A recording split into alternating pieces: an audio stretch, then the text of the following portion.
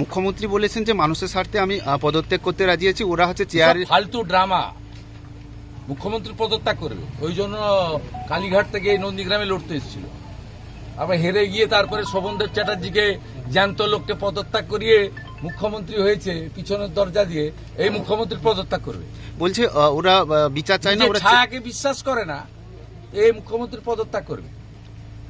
নিজে যখন মিটিং করে লাইভ স্ট্রিম করে ইমেজ বিল্ড আপের জন্য, আর ডাক্তার জুনিয়র ডাক্তারদের সঙ্গে লাইভ স্ট্রিম করে মিটিং করতে আপত্তিটা কোথায় ওনার?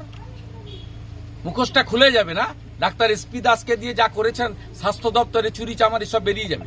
কোভিডের টাকা মেরেছেন লোক জানে না? পিএম কেয়ারের 2200 কোটি টাকা।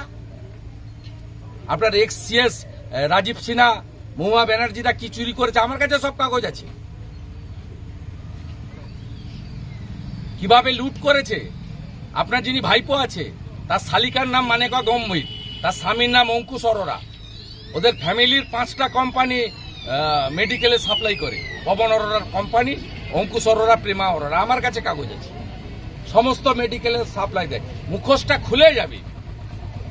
ওই জন্য উনি সাধারণ কিছু করতে গেলে খিঁচমেরি ফটো, চা বাগানে চা তুলছেন, কখনো ঘাটালে শুকনো জায়গায় দাঁড়িয়ে জলে নেমে যাচ্ছেন, খিঁচমেরি ফটো। আর এখানে লাইভ স্ট্রিমিং করতে আপত্তি। দাদা, রাজ্যপাল বলেছেন যে অনুষ্ঠান থেকে বয়কট করেছে।